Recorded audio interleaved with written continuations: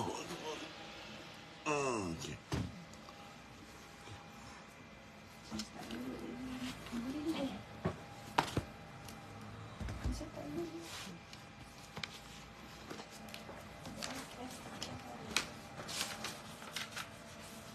Dah tu.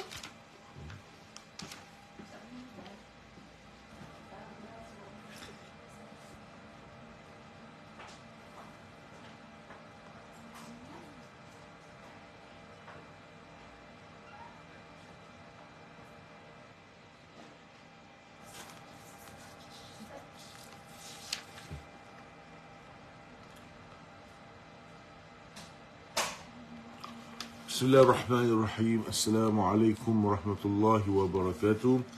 الفاتحة إلى حضرة النبي المصطفى محمد بن عبد الله سيدنا رسول الله صلى الله عليه وسلم وآله الطيبين وأصحاب الأكرمين وأزواجه الطاهرات أمهات المؤمنين وذرياته وأهل بيته أجمعين، ثم إلى أرواح جميع العلماء العاملين والشهداء والأولياء الصالحين أن الله يغفر لهم ويرحمهم ويعلي درجات في الجنة، وأن الله يتغشاهم بالرحمة والمغفرة وينفعنا ببركاتهم وأسرارهم وأنوارهم وعلومهم في الدين والدنيا الآخرة على هذه النية وعلى كل نية صالحة وعلى ما نوصل. الفاتحة. أعوذ بالله من الشيطان الرجيم. بسم الله الرحمن الرحيم. الحمد لله رب العالمين الرحمن الرحيم مالك يوم الدين إياك نعبد وإياك نستعين اهدنا الصراط المستقيم صراط الذين أنعمت عليهم غير المغضوب عليهم ولا الضالين آمين. بسم الله الرحمن الرحيم. الحمد لله رب العالمين. اللهم صل على سيدنا محمد وعلى آله وصحبه وسلم. سبحانك لا علم لنا إلا ما علمتنا إنك أنت العليم الحكيم.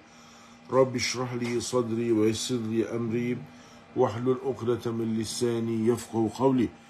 Alhamdulillah, sidang jemaah yang dirahmati Allah sekalian, pada malam ini kita dapat bertemu buat kali yang kedua dalam kuliah kita. InsyaAllah, biiznillah, dengan izin Allah, semoga Allah mudahkan segalanya.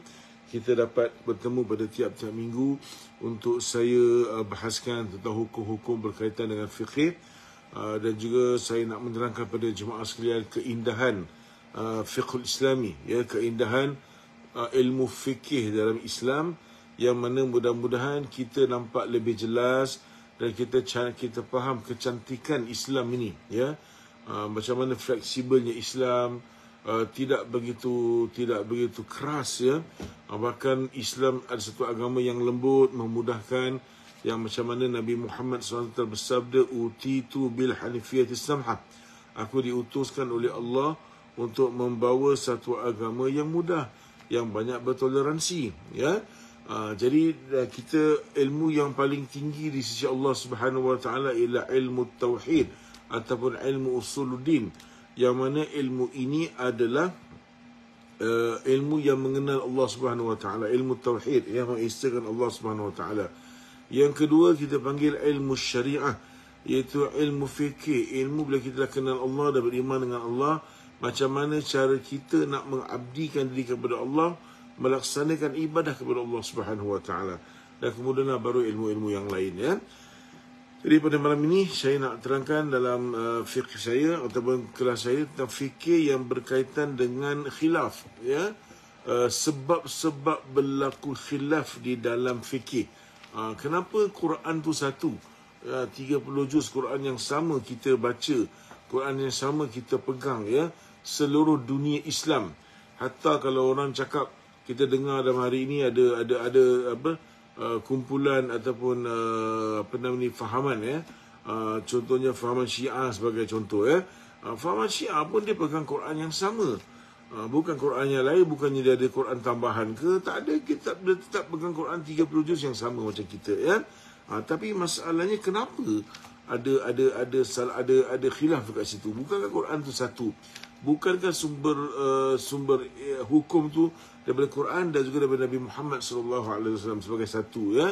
Ini dua, Quran dan hadis Nabi SAW. Tapi kenapa ada ada khilaf, ya? Jadi di sini tuan-tuan kita nak bincang pelan-pelan, insya-Allah. Dari samping itu saya akan kenalkan antara topik-topik saya. Sebab-sebab berlaku khilaf, pelan-pelan kita pegang, kita sentuh insya-Allah, dan contoh-contohnya insya-Allah. Dan kemudian juga kita pegang, kita tengok tentang imam-imam mazhab. Walaupun saya mungkin kelas ni agak umum, ya, saya tak akan begitu in depth, tapi saya akan terangkan kenapa, sebab-sebab apa pegangan-pegangan imam ni, apa cerita mereka.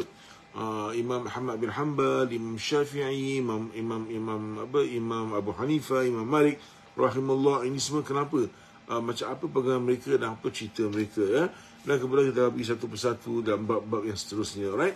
Okey, jadi insya-Allah Allah mudahkan. Jadi hari ini saya nak terangkan pada hadirin sekalian bahawa Islam tidak pernah tutup pintu ijtihad.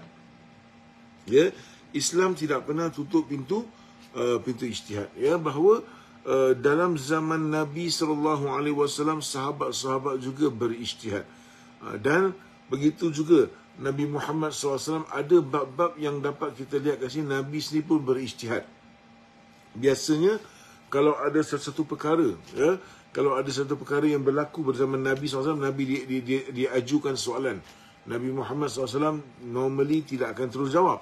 Nabi SAW akan tunggu. Tunggu apa? Tunggu wahyu. Banyak isu, ya. Contoh bila ada orang-orang Yahudi, orang musyrikin tanya pasal roh. Ada yang tanya pasal isu masalah. Contoh ada satu orang perempuan, dia datang nama dia Khawlah, dia datang jumpa Nabi SAW. Dia kata, "Ya Rasulullah, suami aku mengahwini aku dalam keadaan aku masih muda, cantik, kurus dan sebagainya. Tapi sekarang ni aku dah berumur, dah makin gemuk, perut aku makin membesar.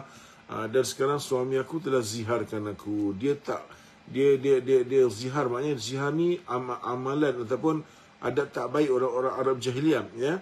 Jadi Nabi SAW tak terus bagi hukum. Nabi SAW tunggu wahyu daripada Allah Subhanahu Wa Taala. Bila wahyu turun, dan baru Nabi SAW sampaikan. Ya, begitu juga dalam bab li'an. Ya, li'an ni maknanya nanti kita akan belajar bab munakahat juga insya-Allah. Di mana li'an ni seorang suami, seorang sahabat juga lah kira, dia balik ke rumah, dia nampak isterinya, di atas peha isterinya ada orang lelaki lain. Bermakna dia menuduh isterinya berzina, dia nampak isterinya sedang berzina. Na'udzubillah min dzalik.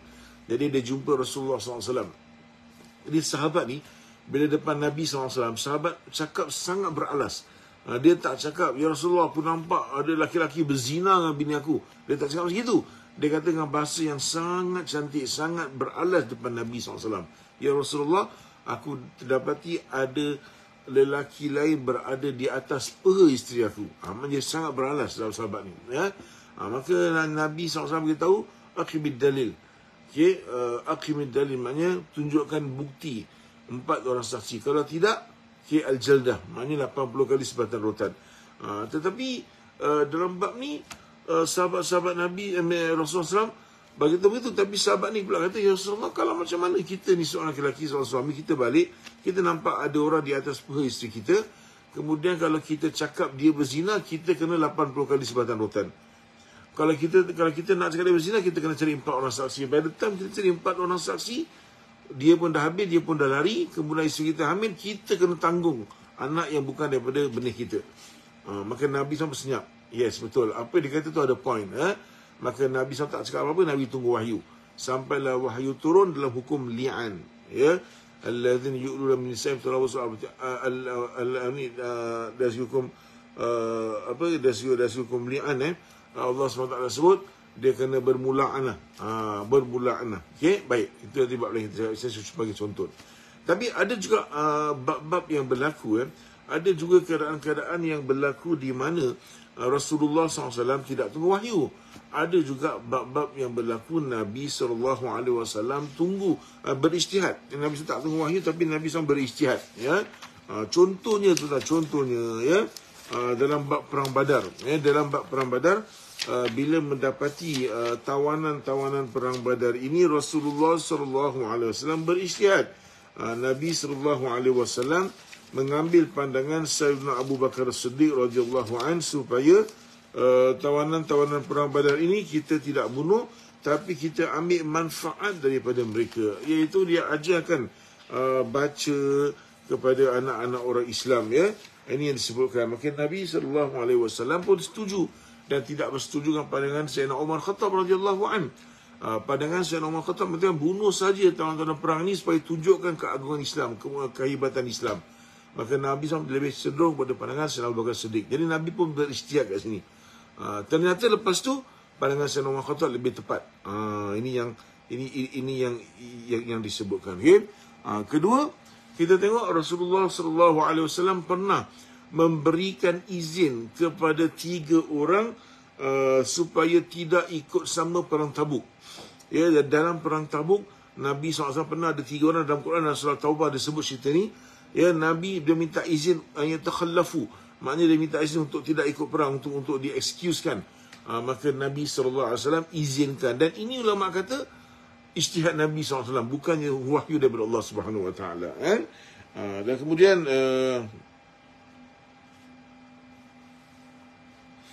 Rasulullah SAW juga, ya, banyaklah dalam bab ni sahabat-sahabat juga pun berijtihad, ya.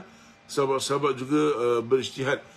Contohnya ijtihadnya para sahabat, contohnya satu ketika pernah berlaku, ya, apabila Sayyidina Umar Khattab radhiyallahu an tidak mahu menunaikan salat ataupun dia tidak begitu aman, ya, ketika dia dalam keadaan berhadas besar, kemudian dia tidak mahu dia tidak dapat berwuduk atau tidak dapat mandi hadas, ya, sebab terlalu sejuk dan air pun kurang. Jadi beliau terpaksa kena tayamum.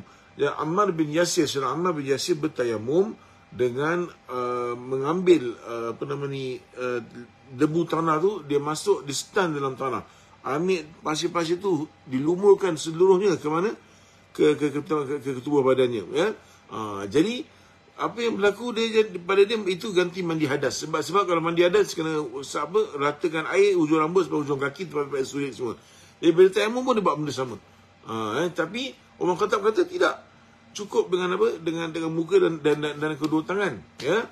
Jadi mereka berijtihad dan mereka jumpa Nabi SAW selepas itu. Jadi maknanya atas sahabat-sahabat Rasulullah SAW juga berijtihad, tuan-tuan. Ya. Jadi Islam tak pernah tutup pintu ijtihad, dan begitulah seterusnya pada zaman sahabat, pada zaman-zaman seterusnya. Macam kita tengok sahabat juga berijtihad, dan mereka tidak begitu kadang-kadang ada bab yang mereka khilaf. Contoh ya dalam bab ijtihad ni. Contohnya kalau kita tengok, kalau kita perhatikan, saya bagi satu contoh, hari ini juga berlaku di Singapura, iaitu masalah faraid. Sebagai contoh, masalah faraid. Masalah faraid ini kita ada satu bab yang mana contohnya kalau seorang tu meninggal dunia, dia tinggalkan seorang isteri dan dia tinggalkan 3 orang anak perempuan.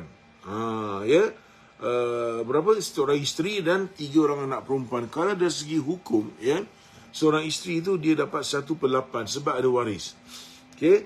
Dan anak perempuan 3 orang ni dapat berapa? Dapat 2/3. So kalau kita perhatikan 2/3 dengan 1/8, ya, sudah tentu dia ada baki lagi. 2/3 dan 1/8 ada baki. 2/3 anak-anak perempuan 3 orang tu dapat, 1/8 bagi isteri. Alright? Dari segi hukum faraid. Jadi ada baki, ya. Kalau ikut daripada sebagian generasi sahabat, ya, mereka berpandangan balik pada Baitul Mal. Balik pada Baitul Mal. Tapi ada sahabat lain berpandangan tidak. Dia ada satu bab, kita balikkan yang baki itu kepada ahli waris.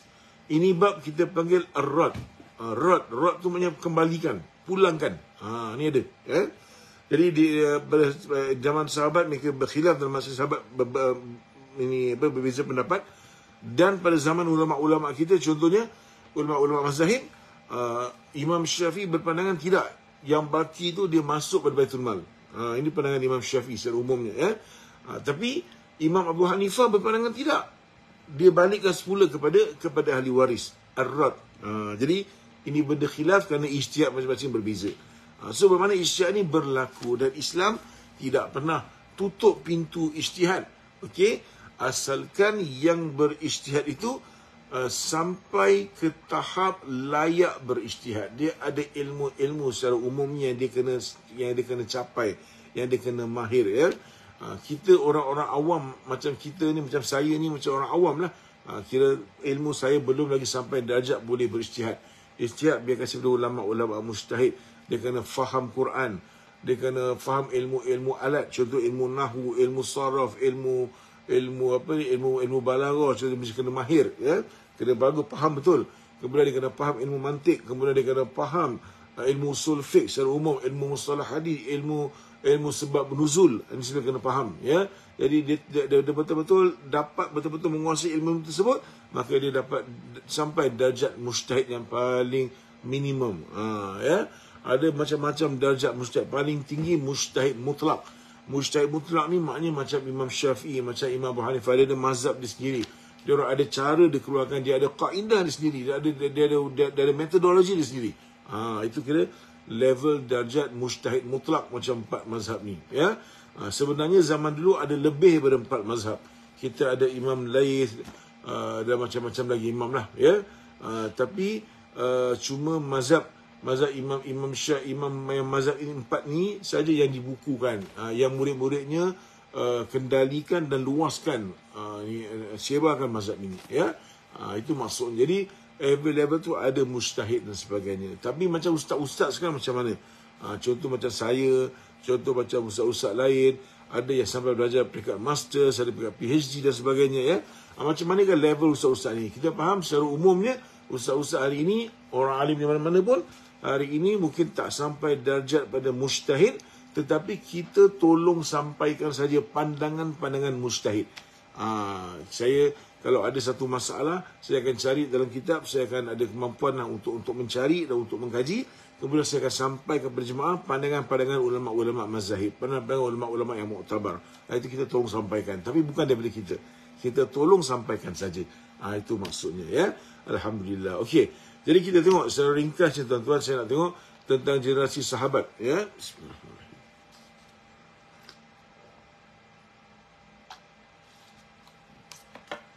Tentang generasi sahabat, kita ni sahabat ni, baik, pertama sekali siapa tu sahabat Rasulullah SAW, ya? Kita kena faham. Pertama sekali Nabi Muhammad SAW. Ini Allah pilih Nabi Muhammad SAW, Allah SWT pilih. Beliau menjadi Nabi, dan Nabi ni Allah pilih. Bukan dia minta, bukan dia doa nak jadi Nabi, bukan. Allah SWT memang pilih orang ini dapat wahyu, dan dia akan digunakan syariat. Dan ada juga Nabi yang tak ada syariat, dia ikut syariat Nabi yang sebelumnya. Jadi dalam Quran ni Allah pilih Nabi Muhammad SAW, Nabi jadi Nabi, Nabi menyampaikan syariat Islam. Allah gunakan syariat Islam dalam masa 23 tahun secara umum, ya. Jadi berapa lama Quran turun? Quran turun berapa lama? Quran turun kurang lebih 22 tahun, 2 bulan, 22 hari. Jadi lepas Nabi Muhammad SAW, okey, adalah generasi sahabat. Lepas sahabat kita panggil tabi'in. At-tabi'in. Lepas tabi'in kita panggil tabi'in. Lepas tabi'in kita tak panggil tabi'in, tidak. Kita panggil khalaf. Kita panggil khalaf, ya. So sahabat, tabi'in, tabi'in, ini tiga ini kita panggil ulama-ulama salaf ataupun salafi. Okey. Jadi kalau orang kata salafi siapa? Sahabat, tabi'in dan tabi'in. Tapi kalau kata khalaf, kalau lepas daripada tabi'in ini, kita panggil ulama-ulama khalaf yang ke belakang. Ya, umumnya lepas tahun 300 Hijrah ke atas kita panggil khalaf. Di mana dah tak ada tabi'in, dah lepas tabi'in. Jadi sahabat ni siapa? Apa makna sahabat? Okey. Sahabat ni ada few definition. Ulama bahaskan bab ni. Sahabat-sahabat ada few definition. Okey. Ulama-ulama hadis punya definisi lain, ulama-ulama fikih definisi dia lain. Dia ada sikit beza. Kenapa? Okey. Sahabat ni ialah pertama sekali orang-orang yang hidup pada zaman Nabi sallallahu alaihi wasallam. Satu, dia makna dia lahir, Nabi sallallahu alaihi wasallam masih hidup. Kedua, dia sempat jumpa Nabi sallallahu alaihi wasallam, dia nampak mata dengan kepala dia sendiri, dia nampak Nabi Muhammad sallallahu alaihi wasallam. Okey. Kemudian dia ni beriman dengan Nabi sallallahu alaihi wasallam, dan keempat, dia mati dalam Islam. Ini antara syarat-syaratnya ulama hadis kata, ya. Jadi pertama, dia jumpa, dia lahir zaman Nabi SAW masih hidup. Satu, sebelum pada liter 11 Hijrah, sebab Nabi SAW wafat 11 Hijrah, 12 Rabiul Awal, dia lahir sebelum tu. Dia sempat jumpa Nabi SAW. Dia sempat melihat Nabi SAW dengan mata kepalanya. Kenapa? Sebab ada individu, sahabat yang ada manusia, ada individu yang mana dia hidup zaman Nabi SAW. Ya, dia hidup zaman Rasulullah SAW, zaman Nabi SAW, tetapi dia tak pernah jumpa Nabi SAW. Face to face, mata dengan mata kepala dia tak pernah nampak Nabi SAW. Ya, siapa? Kalau kita tengok Sayyidina Uwais Al-Qarni. Uwais Al-Qarni, tuan-tuan. Ya, ini nama ni mungkin pada zaman dulu, Uwais Al-Qarni ni nama ni tak berapa popular, tak berapa masyhur. Tetapi Rasulullah SAW bagi tahu dekat langit, ulangi malam malaikat sering sebut nama ini, dan nama Uwais Al-Qarni very popular. Kenapa? Antara sebabnya kerana dia orang soleh, takwa, dan dia seorang yang jaga mak dia betul-betul. Subhanallah. Dia pernah training naik bukit, turun bukit. Dia gendong anak kambing tu, dia naik bukit, dia turun bukit, dia training kan. Jadi kenapa? Pasal dia nak bawa mak dia tu, ibu kandung dia nak pikul, dia nak bawa pergi haji. Begitu pengorbanan dia. Sampai kan dia nak pergi, dia tinggal di Yaman. Dia nak pergi Madinah, nak jumpa Nabi SAW. Tapi tak boleh keluar. Kenapa? Sebab ada mak dia kena jaga mak dia. Ini fadilat orang jaga mak, subhanallah. Yalah, maknanya secara umumnya, bagi siapa yang jaga mak, congratulations. Awak jaga mak awak baik-baik, itu adalah syurga awak, insya-Allah. Tengok Uwais Al-Qarni. Dan apa yang berlaku? Rasulullah SAW pesan sahabat-sahabat macam Sayyidina Umar Al-Khattab radhiyallahu anhu. Ya, Sayyidina Umar Al-Khattab, tuan-tuan, bukan calon-calon sahabat. Sayyidina Umar Al-Khattab ni manusia yang confirm dapat syurga. 10 confirm dapat syurga lepas Abu Bakar Siddiq radhiyallahu anhu. Sayyidina Umar Al-Khattab radhiyallahu anhu, tuan-tuan, beliau adalah seorang yang luar biasa. Pernah disebut kalau ada Nabi lepas aku, Nabi sebut Umar jadi Nabi. Kalau ada Nabi, tapi tak ada Nabi, kan? Dan kemudian keduanya ialah Umar Khattab radhiyallahu anhu, tuan-tuan, dia punya karamah dia luar biasa, tuan-tuan. Saya bagi 2 insiden kat sini. Sayyidina Umar Khattab radhiyallahu anhu pernah jalan dekat atas bukit. Bukit tu berguncang, tuan-tuan. Berguncang maknanya gempa lah, kan? Umar Khattab ambil tongkat ketuk. Wahai bukit, kenapa kau berbunyi? Kenapa kau bergegar? Tidakkah aku sudah bagi hak aku ke atas kamu? Tidak sudah aku jalankan hak aku dan hak kamu semua. Maka diam, maka stop bukit tersebut daripada bergegar. Ya, itu karamah Umar Khattab radhiyallahu anhu. Ya, dia pernah berlaku di atas mimbar, dia bercakap, dia bagi koman dengan orang-orang askar ni yang berperang di Nahawan. Nampak? Dan yang herannya, orang dekat depan mimbar ni heran, apa yang Umar Khattab cakap? Al-Jabal, maknanya belakang bukit. Dia kata begitu, ya. Belakang gunung tu. Dia cakap begitu. Orang mengheran, tapi dekat Nahawan mereka dengar suara Sayyidina Umar Khattab radhiyallahu anhu. Itu antara karamah. Tapi Rasulullah SAW pesan Umar Khattab, kalau kamu jumpa satu masa Uwais Al-Qarni ni, minta doa dengan dia. Masya-Allah, ya. Level nampak ada lebih tinggi, tapi insya-Allah kita tak tahu, ada kelebihan setiap orang. Jadi itulah pesan Nabi kepada Umar Khattab. Dan Uwais Al-Qarni ini, beliau ni dia jaga mak dia. Dia orang anak yang saleh dan orang lelaki yang saleh dan bertakwa kepada Allah. Ya. Jadi beliau ni dia hidup zaman Nabi SAW, tapi tak sempat jumpa Nabi SAW. Okey. Jadi dia tak dikategorikan sebagai sahabat, dia dikategorikan sebagai tabi'in. Maknanya one after sahabat. Okey. Kita faham kat sini. Para sekalian, ulama juga mengatakan, kalau sekiranya macam mana pula? Maknanya seorang tu nampak sahabat nampak Nabi. Kadang-kadang tak mesti nampak, tapi dia dengar suara Nabi SAW, dia tahu itu Nabi SAW. Ini orang yang ada masalah penglihatan, dia tak nampak. Ya?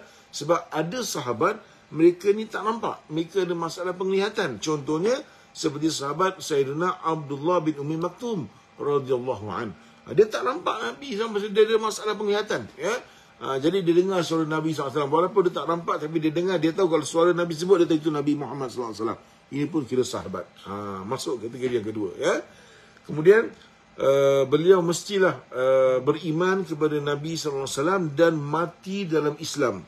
Sebab kita takut ada pernah berlaku seorang yang masuk Islam, meet the requirement, maknanya dia met the requirement, maknanya dia menepati syarat-syarat sebagai sahabat, tapi dia pernah murtad. Saya pernah sebut sebelum ni, iaitu Abdullah ibnu Sa'ad atau Abdullah ibnu Sa'ad ibnu Sakhar. Ini pernah berlaku, tuan-tuan. Dia datang Madinah daripada Mekah, dia masuk Islam, kemudian dia pandai membaca, pandai menulis. Nabi SAW ambil dia jadi salah seorang penulis wahyu. Bila dia tulis wahyu, tulis, lama-lama jadi kena godaan syaitan dan iblis, ya. Dia rasakan dia pula dapat wahyu. Na'udzubillah min zalik, ya. Dan dia balik, dia tinggalkan Nabi SAW kat Madinah, senyap-senyap dia balik Mekah, dia isytihar. Dia kata Muhammad tulis wahyu begini. Ya, sebelum dia baca, aku dah boleh baca, aku dah boleh agak, dan dia membetulkan apa yang aku baca. Mungkin aku pun dapat wahyu juga. Dan dia jadikan satu benda yang terhibur, yang orang Mekah berketawakan, ya. Mana ketawakan Nabi Muhammad SAW. Sampai bila Fathu Makkah, nama dia naik sebagai salah seorang yang halal darahnya. Ya. Jadi apa yang berlaku, tuan-tuan Allah sekalian kat sini, akhirnya bila Fathu Makkah, dia jumpa Sayyidina Osman bin Affan radhiyallahu an, ya. Dia minta tolong Sayyidina Osman, tolonglah Osman, tolonglah bawa aku jumpa Rasulullah SAW, bilang dengan Nabi aku nak bertaubat, aku nak masuk Islam balik, aku nak kembali ke pangkal jalan. Kenapa dia minta tolong Sayyidina Osman bin Affan Ibnu Sakhar ni, Abdullah bin Sakhar ni? Kenapa? Sebab Osman bin Affan pertama orang yang Nabi SAW segan. Nabi SAW segan dengan dia, Nabi SAW malu dengan dia. Ya. Dan Nabi Muhammad SAW selalu hormat dia. Nabi SAW sangat menghormati dia, dan dia pun apa lagi, lebih lagi hormat pada Nabi SAW, kan. Dan dia juga bernikah dengan dua puteri Nabi Muhammad SAW. Allahumma salli wa sallim wa barik alaihi wa ala alihi. Kemudian Sayyidina Osman bin Affan dengan Ibnu Sakhar yang murtad ni, tuan-tuan, dia ni adik-beradik susuan. Dia adik-beradik susuan. Jadi Osman bin Affan sampaikan hajat dia, bawa dia jumpa Nabi SAW, bagi tahu kepada Nabi SAW, Ibnu Sakhar ni nak minta maaf, dia nak masuk Islam, nak bertaubat kepada Allah. Mungkin Nabi SAW tolonglah terima, atas Nabi lah nak terima atau tidak lah, tapi mana mohon Nabi SAW boleh maafkan dia lah, ya. Jadi Nabi SAW senyap yang lama. Lepas tu last sekali Nabi SAW terima. Tapi kenapa Nabi SAW senyap? Sebab apa? Biasanya orang nak masuk Islam, Nabi terima dengan cepat, kan. Tapi kenapa yang ni lambat? Pasal kerosakan yang dia buat tu sangat bahaya. Bukan dia saja murtad, dia memurtadkan ramai orang. Maksudnya dia merosakkan ramai orang. Ada orang masuk Islam, mungkin dah kena berilmuas dengan dia, jadi tak dia masuk Islam. Ini berbahaya, fitnah yang dahsyat. Ya. Dia anyai daripada Islam sangat kuat, ya. Maka enak baru Nabi SAW maafkan, dan terima Islam dia, ya. Tapi kalau waktu Nabi tengah senyap tu, ada sahabat pancung leher dia, habis dia mati dalam kafir sebab Nabi SAW belum maafkan dia. Jadi ini maknanya sejarah ada juga di zaman Nabi SAW orang yang dah masuk Islam, zaman Nabi SAW dia murtad. Ada, bukan tak ada. Jadi kalau orang macam ni, dia tak boleh definisi sahabat lah, sebab dia tak mati dalam Islam, kan. Tapi Ibnu Sakhar sebagaimana yang termaktub dalam sejarah, bila dia terima Islam dia tadi tu, dia telah baik Islam dia telah mati dalam Islam. So namanya sahabat jugalah. Ya. Begitulah maknanya, jadi bermakna ini yang kita tengok dalam generasi sahabat, ya. Boleh ada juga yang mati, yang ada juga yang mungkin tersasar, kan. Apalagi macam kita ni yang jauh daripada zaman Nabi SAW. Semoga Allah beri kita iman dan taqwa, insya-Allah, ya. Jadi itulah definisi sahabat. Pertama, hidup zaman Nabi SAW, ya. Dia sempat melihat Nabi SAW dengan mata dan kepala. Kalau dia jenis tak nampak, dia at least dia dengar suara Nabi SAW, dan dia tahu itu Nabi SAW. Ketiga, dia beriman dengan Allah, beriman dengan Nabi SAW. Keempat, dia mati dalam Islam. Ini definisi ulama hadis. Macam mana pula definisi ulama fikih? Ulama fikih, fuqaha pula, punya definisi tentang sahabat semua sama. Cuma satu tambah. Apa dia? Dia mesti mulazamah dengan Nabi SAW. Dia kena lazim, bukan sangat lihat Nabi SAW, tapi dia kena rapat dengan Nabi SAW. Itu ulama fikih berdefinisi, ya.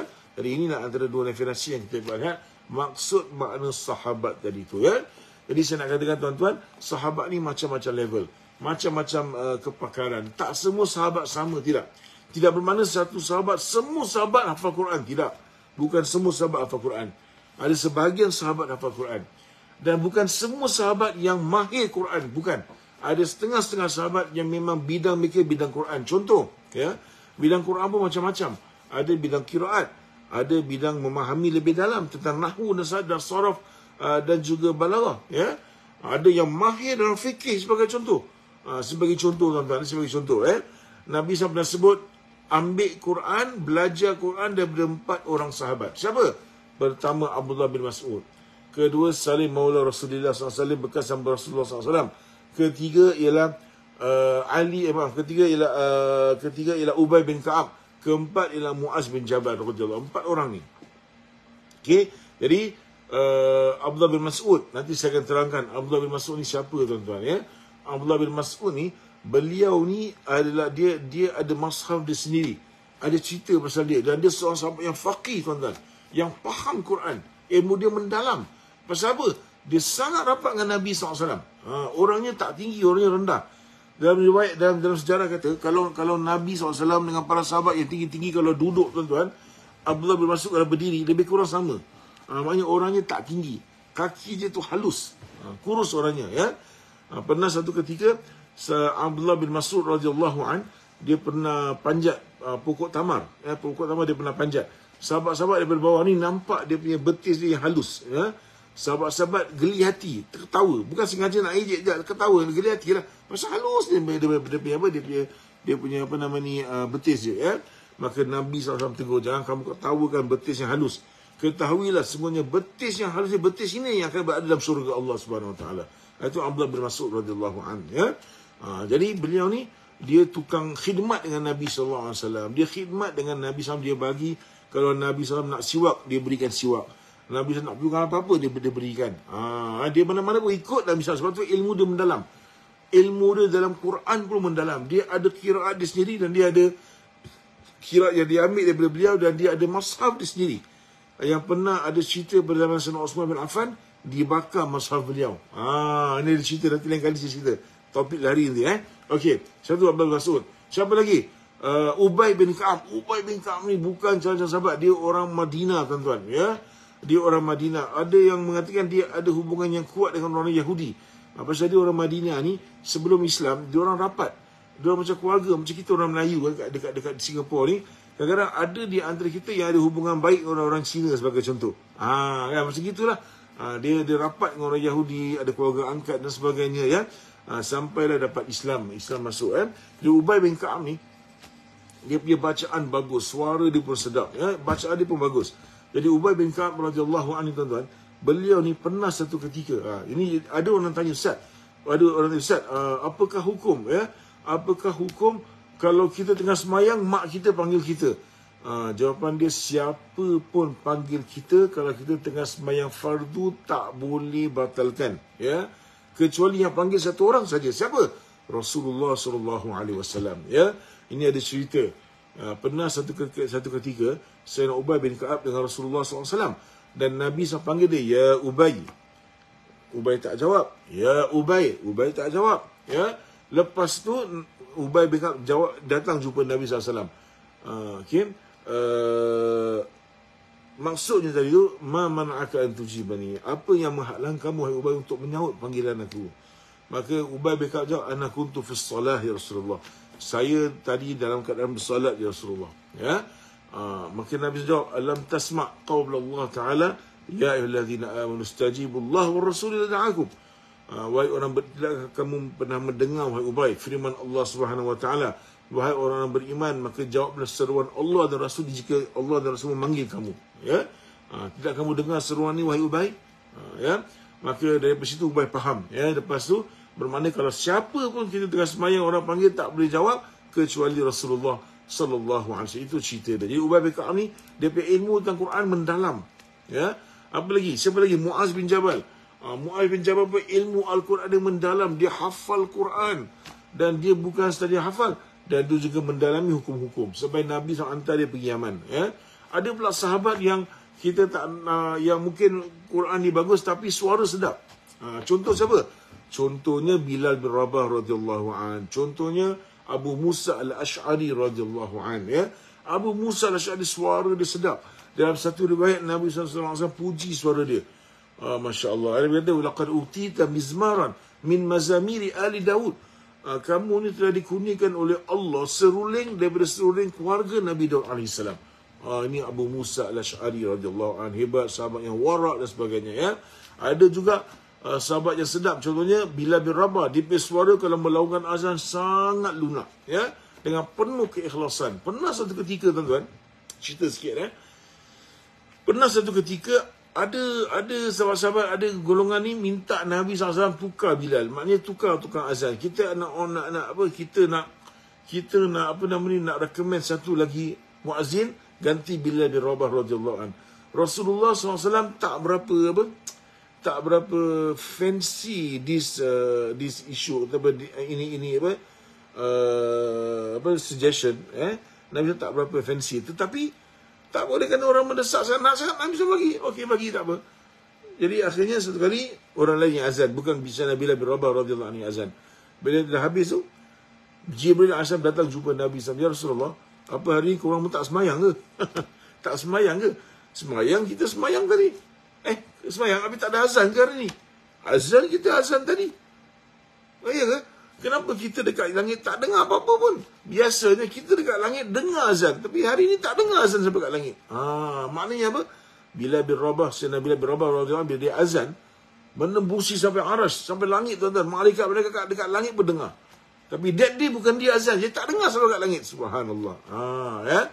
Dan kalimah azan dia mimpi oleh Umar Khattab dan juga Abdullah Al-Ansari. Seorang lelaki nama Abdullah Al-Ansari, orang Ansar, dia mimpi kalimah azan.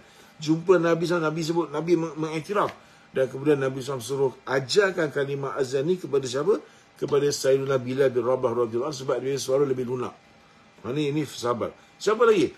Sayyidina Ali karamallahu wajhah, Sayyidina Abdullah bin Abbas radhiyallahu anhu. Hebat, tuan-tuan, dari segi ilmu nahwu baik, ilmu mengenai syariat, ilmu yang mendalam tentang takwil, ini semua hebat, ya. Tapi mereka mungkin tidak mempunyai suara yang selunak macam Abu Musa sebagai contoh. Ini sahabat, ya. Abu Hurairah sebagai contoh, ya. Abu Hurairah ni, tuan-tuan, dia lambat masuk Islam. Saya pernah kata dia lambat masuk Islam. Abu Hurairah radhiyallahu anhu, tuan-tuan, beliau ni dia bukan faqih, dia bukan macam Sayyidina Ali karamallahu wajhah, bukan macam Abdullah bin Abbas, Abdullah bin Mas'ud, Abdullah bin Umar. Ini semua yang faqih, yang mendalam dengan ilmu fikih, mendalam dengan ilmu syariat. Abu Hurairah tak sangat. Tapi Abu Hurairah ada kelebihan apa? Dia tak lupa satu perkataan pun yang disampaikan oleh Rasulullah SAW selepas Nabi sama doakannya, ya. Beliau ni, tuan-tuan, masuk Islam, ada orang kata pada Yaumul Khaybar, tapi mana lewat lah lepas tu, bukan awal-awal masuk Islam. Yang confirm dia masuk Islam lambat. Abu Hurairah masuk Islam lambat. Dia bukan macam Sayyidina Ammar bin Yasir, dia bukan macam Abu Bakar Siddiq, Ali bin Abi Talib, Uthman bin Affan, ya, macam Umar Khattab. Ini semua awal-awal masuk Islam. Ini Abu Hurairah lambat. Jadi dalam riwayat, dalam kajian ulama mengatakan, lepas dia masuk Islam, dia cuma bersama dengan Nabi SAW 4 tahun saja. Sebab tahun 11 Hijrah, Nabi SAW wafat pada bulan Rabiul Awal, ya. Jadi dengan Nabi kurang lebih 4 tahun dengan Nabi. Tapi dia meriwayatkan banyak hadis, 5,374 hadis. Ini Abu Hurairah punya cerita, ya. Tapi siapa? Tapi dalam bab fikih bukan bidang dia. Maknanya bukan, kalau Abu Hurairah bagi pandangan dalam fikih, ulama atau sahabat masih lagi boleh bincang. Mungkin boleh bahas, boleh disagree. Tapi kalau Abu Hurairah cakap pasal hadis, meriwayatkan hadis, atau Abu Hurairah cakap pasal benda-benda kerohanian, sahabat akan ambil, carry weight, ya. Memang betul-betul sahabat akan value apa yang dia cakap. Begitu. Sahabat ni pun ada macam-macam, ya. Contoh, tuan-tuan, kita tengok seorang sahabat Sayyidina Abdullah bin Abbas radhiyallahu anhu dengan Sayyidina Abdullah bin Umar. Kita ada 4 sahabat yang namanya Abdullah. Okey, kita panggil Arba'atul Abadillah, 4 Abdullah. 4 Abdullah, ya. Abdullah bin Abbas, Abdullah bin Umar, Abdullah bin Amr bin As, dan Abdullah bin Mas'ud. 4 orang. Ini semua 4 Abdullah memang ilmu mereka luar biasa, hebat, ya. Tapi mereka sendiri pun dia ada metodologi dia. Kita Abdullah bin Abbas. Abdullah bin Abbas pertama sekali siapa? Beliau adalah sepupu Nabi Muhammad SAW. Bapaknya ialah Abbas bin Abdul Muttalib. Bapa beliau Abbas bin Abdul Muttalib ialah adik-beradik dengan Abdullah. adik-beradik dengan Abu Talib, satu bapa lain mak. Maknanya Abdullah dengan Abbas ni, bapaknya Abdullah ni adik-beradik, satu bapa, bapa mereka Abdul Muttalib, tapi mak mereka berbeza. Yang satu bapa satu mak ialah Abdullah dengan Abu Talib. Ini dua, satu bapa satu mak. Okey, tapi Allahumma salli Muhammad, Abbas dia lain mak. Okey, Abu Lahab pun lain mak. Dia berbeza, okey, lain mak. Baik. Jadi dalam bab ni para hadis sekalian, kita tengok Abdullah bin Abbas dia lahir bila? Abdullah bin Abbas ni dia lahir lambat sebenarnya. Dia sebenarnya kalau ada riwayat mengatakan dia lahir 3 tahun sebelum Nabi SAW berhijrah. Jadi bila Nabi SAW wafat tuan-tuan pada 11 hijrah, bulan Rabiul Awal, umur Abdullah bin Abbas baru 13 tahun. Bila Abdullah bin Abbas, bila Rasulullah SAW wafat, umur Abdullah bin Abbas 13 tahun. Masih muda lagi. Dan sebab Abdullah bin Abbas lah, kita hari ini dekat Singapura, dekat seluruh dunia, bila bulan Ramadan, kalau dekat Singapura bersama, kalau macam bulan ni ada hari cuti, kita akan sembang tahajud berjemaah, betul? Jadi mana kita dapat hadis? Biasanya tahajud ni sendiri. Nabi SAW sembang sendiri kalau tahajud. Tapi kita dapat satu hadis, Abdullah bin Abbas mayang tahajud dengan Nabi SAW pada waktu malam di rumah Nabi, di rumah ibu saudaranya Maimunah Al-Harithah Al-Hilaliyah. Maimunah Al-Harithah ini ialah isteri kepada isteri kepada Nabi SAW yang wanita terakhir yang dinikahi Rasulullah SAW. Okey. Jadi bila Nabi SAW tengah nak tahajud, dia bangun, Nabi SAW ajak dia join sama. Dan dia pun sembang tahajud dengan Nabi SAW. Ya. Daripada situlah kita seluruh Singapura ni kita buat sembang tahajud berjemaah pada 10 malam terakhir. Ya. Jadi Abdullah bin Abbas 13 tahun waktu Nabi SAW wafat. Ya.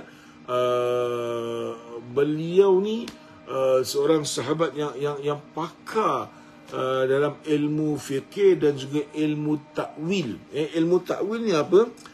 Saya katakan sebelum ni, bila ada bab-bab dalam Quran ni, ilmu-ilmu ataupun ayat-ayat yang mana tak dapat diterjemahkan. Contohnya tangan, yadullah. Takkan nak terjemah tangan Allah, Allah tak ada tangan. Tapi di sini datangnya takwil, dan Abdullah bin Abbas memang seorang yang pakar dalam takwil kerana dia dapat doa daripada Nabi SAW, Allahumma faqihhu fiddin wa 'allimhu ta'wil. Ya Allah, berikan kefaqihan, kedalaman, kefahaman yang mendalam kepada Abdullah bin Abbas ni dalam bidang-bidang agama, dan ajarkan padanya ilmu mengenai takwil. Ini Abdullah bin Abbas, ya.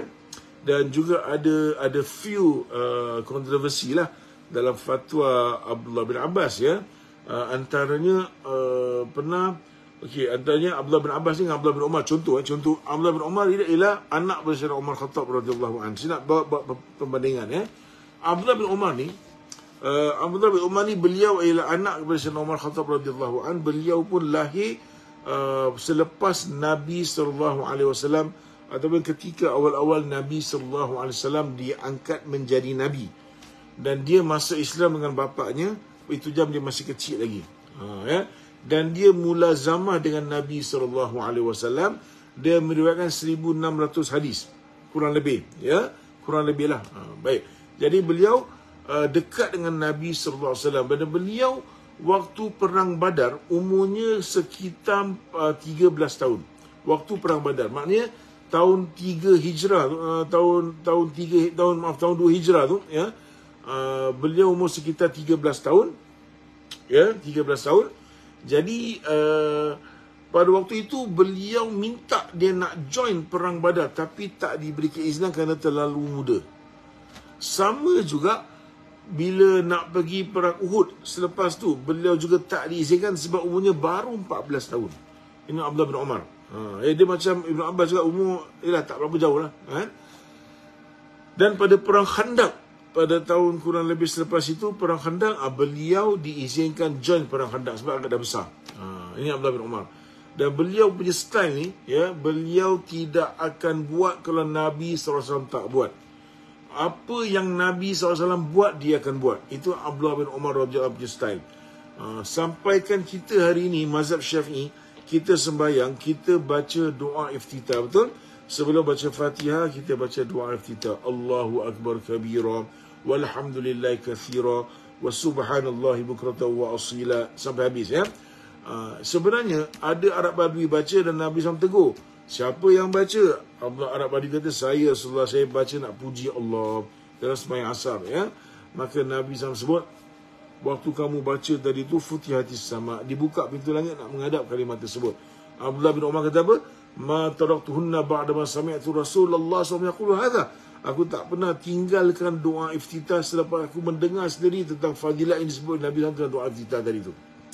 Jadi Abdullah bin Umar ada di bercara sendiri. Contohnya Abdullah bin Abbas dengan Abdullah bin Umar umur tak berapa jauh sangat, bukannya 30-40 tahun beza, tidak. Mungkin dalam lebih kurang dalam 10 tahun beza, lebih kurang, ya. Tetapi kedua-duanya sahabat yang mulia, dan kedua-duanya ni dia ada dia punya own methodology dalam nak keluarkan hukum. Berbeza, ya. Tak semua sahabat sama style, tak berbeza. Tetapi yang kita tengok ni tuan-tuan, kita tak jumpa pula mana-mana riwayat Abdullah bin Abbas mengkafirkan Abdullah bin Umar ke, Abdullah bin Umar menyesatkan Abdullah bin Abbas ke. Tak ada, kita tak jumpa. Bahkan mereka hidup dalam zaman yang gemilang, yang berlapang dada, yang boleh terima pandangan. Ini kita tengok generasi sahabat tu, ya. Walaupun ada fatwa-fatwa mereka yang mungkin ada kontroversi sebab salah faham. Contohnya, kalau Abdullah bin Abbas, banyak sahabat-sahabat tak setuju dengan dia tentang pandangan dia bahawa Rasulullah SAW tidak pernah sembahyang dalam Kaabah. Ini kita bagi mursal sahabi. Lain kali kita terangkan. Dalam bab ni, sahabat-sahabat setuju bahawa Nabi SAW pernah masuk Kaabah dalam Fathu Makkah. Tapi sahabat khilaf tentang adakah Nabi SAW semayang dalam Kaabah ataupun tidak. Ini khilaf. Abdullah bin Abbas kata tidak. Tapi pada ini tak berapa disetujui oleh banyak sahabat. Kenapa? Pertama sekali, mungkin Abdullah bin Abbas tak ada kat situ, dan Abdullah bin Abbas mungkin dengar daripada sahabat yang lain. Ini kita panggil mursal sahabi. Satu. Keduanya, Abdullah bin Abbas pada waktu itu pun masih terlalu muda. Bila Nabi SAW wafat, tuan-tuan, umur dia 13 tahun. Kalau Fathu Makkah, tahun berapa umur dia? Kurang lebih mungkin dalam 8 tahun, 9 tahun, mungkin kurang lebih begitu. Kurang lebih lah saya kata, roughly. Jadi dia masih terlalu kecil, masih terlalu muda. That's why sahabat tak ambil pandangan dia sangat dalam bab ni. Dan pernah juga dia orang salah faham tentang pandangan dia. Pasal apa?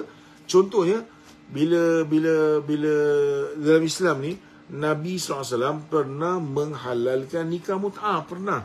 Ya? Oleh kerana darurat pada waktu itu, musim terlampau panas sangat. Musim panas, sahabat-sahabat ni keluar berperang. Dan mereka sebagainya baru masuk Islam, iman belum betul-betul kukuh. Kalau zaman jahiliah tu dah biasa buat-buat kerja tak senonoh, maknanya kalau zaman jahiliah lah kan, biasa berzina ke apa, dulu zaman jahiliah. Dan sekarang dah masuk Islam. Bila masuk Islam, bukan la ilaha illallah Muhammadur Rasulullah mengucap terus berubah, tidak. Dia perlukan strive, dia perlukan berjuang untuk lawan hawa nafsu, nak didik diri ni. Jadi pada waktu itu baru masuk Islam, kemudian pergi perang, tinggalkan isteri, tak ada isteri, dalam keadaan yang sangat panas dekat padang pasir. Bila panas ni, darah kita pun panas, tuan-tuan. Nafsu bergelora. That's when dia khawatir dia terjebak benda tak baik. Nabi SAW izinkan nikah mut'ah. Tapi pada Yaumul Khaybar, pada hari Khaybar, ada hadis yang sahih daripada Sayyidina Ali karamallahu wajhah sendiri yang mengatakan bahawa pada hari Khaybar kami telah diharamkan, Nabi Muhammad telah mengharamkan beberapa perkara. Antaranya ialah nikah mut'ah, dan keduanya ialah tentang haram makan daging daging keldai, ya, pada hari Yaumul Khaybar. Sebelum tu boleh makan, pada Yaumul Khaybar diharamkan. Ada sebab lah, ya. Jadi Abdullah bin Abbas radhiyallahu anhu selepas itu beliau berpandangan bahawa nikah mut'ah ni masih boleh kalau sekiranya dalam keadaan darurat. Sampai tersebar luas, kononnya Abdullah bin Abbas menghalalkan secara mutlak. Maka Abdullah bin Abbas makna berta'awuz, disebut na'uzubillah, minta perlindungan kepada Allah. Laisa ma hadha ma aftaitu. Bukan ini yang maksud aku punya fatwa, bukan. Maksud aku, fatwa aku ialah ketika dalam keadaan darurat. Okey.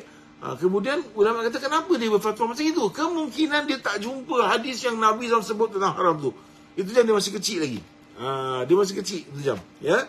Jadi mungkin dia tak berjumpa hadis tersebut. Pun kemungkinan boleh berlaku. Tapi diriwayatkan yang kuat bahawa Abdullah bin Abbas telah menarik balik fatwanya sebelum wafat beliau. Itu yang berlaku. Abdullah bin Abbas hidup kurang lebih 70 tahun. Kurang lebih 70 ke 71 tahun umur dia, ya. Dan beliau disemadikan di Taif. Kalau kita pergi umrah, pergi haji, kalau kita pergi Taif, kita ada berpeluang menziarahi kubur Sayyidina Abdullah bin Abbas radhiyallahu anhuma, ya. Jadi ini kita tengok macam mana sahabat punya fatwa, ijtihad mereka, dan macam mana mereka je kurang, kadang-kadang mereka tidak bersetuju. Contohnya pernah Abu Hurairah radhiyallahu anhu, ya. Abu Hurairah ni dia punya forte dia punya cup of tea is hadis. Memang ada sahabat dah try dia. Bila Nabi SAW baca hadis, sahabat ni dengar, catat pelan-pelan, senyap catat. Lepas beberapa bulan dia jumpa Abu Hurairah, tanya hadis ni. Abu Hurairah baca sebutir-sebutir, satu kalimat pun tak tinggal. Ini kelebihan Abu Hurairah. Tapi pernah Abu Hurairah keluarkan pandangan dalam fiqhiyah yang disangkal oleh para generasi sahabat. Contohnya beliau pernah berpandangan, siapa-siapa yang dalam keadaan berwuduk dia makan daging yang dibakar, ya, maka batal wuduk dia. Jadi ada sahabat yang tak setuju. Dalam mazhab Syafi'i pun tak ada. Itu bukan fatwa, tak diterima Imam Syafi'i, ya. Jadi sahabat ni mengatakan, dia berkias, kalau kita makan something yang dibakar tu batal wuduk kita, macam mana kalau kita dalam keadaan yang musim sejuk di padang pasir, kita ada air, terlampau sejuk tak boleh gunakan, terlampau sejuk kita bakar, ataupun kita bakar air tu, kita panaskan dengan api, air tu jadi panas, air jadi panas. Jadi kita berwuduk pakai itu, dah panas, dah son-son, kita ambil wuduk pakai itu, ya. Takkan kita wuduk, kalau itu batal, macam kita wuduk pakai panas? Dah tentu every time wuduk batal, macam mana? Ada banyak sahabat tak setuju, ya. Jadi maknanya sahabat pun ada forte dia, ada cup of tea, ada kepakaran dia sendiri.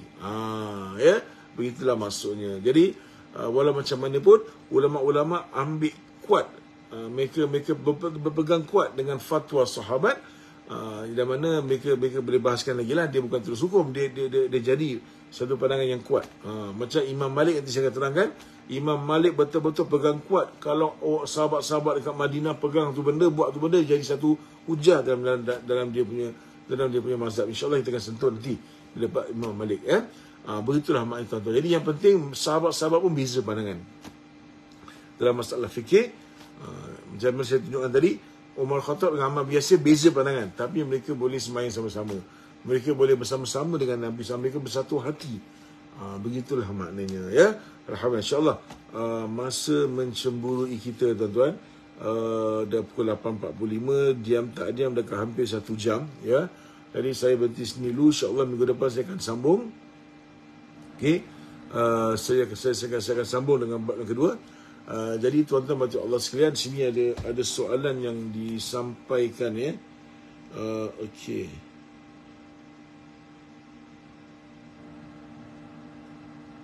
Okey, saya bacakan satu soalan, iaitu soalannya mengenai memakai inai. Okey, pakai inai, ada orang tanya, Ustaz, apa hukum lelaki-lelaki yang nak berkahwin dia pakai inai? Ada yang pakai inai 3 jari. Saya tak tahu jari baru satu lah, saya tak pernah pakai, jadi dia pakai inai. Maknanya apakah hukum perempuan pakai inai, dan apakah hukum lelaki pakai inai walaupun 3 jari? Sebab bila dia Google, dia lihat bahawa pakai inai ni ada ulama kata haram dan ulama muktabar, ya. Jadi apa pandangan dalam masalah ini? Okey, pertama sekali tuan-tuan, kita kena faham Allah berfirman, laqad khalaqnal insana fi ahsani taqwim. Allah telah menciptakan manusia, laqad khalaqnal insana. Laqad, qad kat situ tu, kalau kita baca ilmu nahwu, qad maknanya boleh datang maksudnya litahqiq ataupun litaqlil, ya. Tak, kalau dia datang sebelum fi'il madhi, kalau dia datang sebelum past tense, maka dia punya hukum ataupun i'rab ni ialah tahqiq, pasti. Kalau dia datang sebelum fi'il mudhari', litaqlil, maknanya kadang-kadang. Kalau lepas qad awak baca, ada fi'il mudhari', maknanya ada present tense, atau present continuous tense. Maksudnya kat situ qad tu maknanya membawa maksud kadang-kadang. Tapi kalau lepas qad tu ada apa nama ni, Allahumma salli Muhammad, ada fi'il madhi, maka dia jadi pasti, confirm, pasti. Okey. Jadi bila kita tengok kat sini pada hadis sekian, ya, Allah telah berfirman, Allah telah ciptakan manusia dengan sebaik-baik kejadian. Jadi apa yang ada ujung rambut sampai ujung kaki, atau muka macam gini, hidung macam gini, mata gini, apa lagi, tangan begini, telinga macam gini, dahi macam gini. Okey, apa sajalah tuan-tuan, ya, yang Allah ciptakan mata ke atas, mulut ke bawah, otak ke atas, kepala ke atas, kaki ke bawah, 5 jari, 10 jari, 2 tangan. Ini yang terbaik bagi manusia. Paling cantik. Jadi tak perlu nak ubah kejadian asal dengan menambah lagi. Jadi begini tuan-tuan, dari segi inai, ya, dia sebenarnya tak ada masalah sangat. Cuma masalahnya bagi laki-laki kadang-kadang dia ni macam tashbihun bil mar'ah. Maknanya dia macam ada menyerupai macam perempuan. Okey. Jadi kalau lebih-lebih kalau dia betul-betul nampak macam perempuan, hukumnya makruh, bukan bermakna perbuatan haram. Yang haram ni apa? Haram ni something yang bersifat permanent, yang tak boleh ubah. Contoh, that's why kenapa tattoo tu haram. Kenapa tattoo ni haram? Sekarang orang ramai banyak, na'udzubillah. Semoga Allah piara diri kita dan anak-anak kita, zuriat kita, keluarga kita yang kita sayang. Allah piara daripada benda yang haram ni. Benda ni salah, dari segi hukum haram. Ya. Tattoo ni benda yang haram tuan-tuan. Minta maaf, ya. Benda haram sila haram. Kita orang Islam tak boleh. Kita diharamkan terus. Tak ada makruh pun haram. Kenapa? Sebab tattoo ni dia berbentuk permanent. Dah letak awak tak boleh hilangkan. Dia permanent. Dan dia mengubah kejadian asal. Badan dah cantik dah. Tak payah nak tambah gambar kasi cantik lagi, tak payah. Ini semua bukan makruh, ini semua haram sebab dia bersifat permanent. Okey? Jadi macam ada orang tanya, Ustaz, kalau saya nak suruh isteri saya letak silikon di buah dada tu supaya nampak tegang dan sebagainya, kan, mendatangkan nafsu bagi saya tak tahu berbalik, saya tahu isteri saya ni. Masalahnya benda ni berbentuk permanent. Itu yang masalah. Yang ni tak boleh. Jadi inai bukan permanent. Inai dan dia pun tidak menghalang air kena kat kulit, dan dia tidak berbentuk permanent. Okey. Jadi dia tidak mengubah keciptaan asal. So tak menjadi masalah. Inai boleh, ya. Jadi bagi laki-laki, kalau boleh elakkan something yang boleh nampak macam perempuan, tapi pun itu bukan terus datang haram sebab inai bukan permanent. So tak boleh masalah. Lebih makruh lah hukumnya. Pasal mungkin macam perempuan, that's all. Itu saja, ya. Jadi serumanya tidak berdosa lah. Dia bukan benda yang haram terus, bukan. Dia tak haram sebab dia bukan bersifat permanent. Dan kalau mungkin ada yang ulama kata haram because dia nampak macam perempuan, lebih saya kata makruh kat situ lah. Itu saja, ya. Alhamdulillah, insyaAllah. Ini antara soalan yang boleh saya kongsikan pada hari ini. InsyaAllah semoga bermanfaat. InsyaAllah mudah-mudahan kelas ini Allah berkahi. Kita boleh jumpa pada tiap-tiap minggu. Allah mudahkan saya dan tuan-tuan untuk belajar. Dan insyaAllah semoga ilmu kita bertambah dan bertambah juga keimanan, ketakwaan kita. InsyaAllah minggu depan di waktu yang sama kita akan ada sambung kelas kita ni, insyaAllah. Subhanakallahumma bihamdika asyhadu an la ilaha illa anta nastaghfiruka wa natubu ilaik. Bismillahirrahmanirrahim. Wal 'asri innal insana lafi khusr illa alladhina amanu wa 'amilus solihat wa tawassaw bil haqqi wa tawassaw bis sabr. Sekian billahi taufiq. Assalamualaikum warahmatullahi taala wabarakatuh.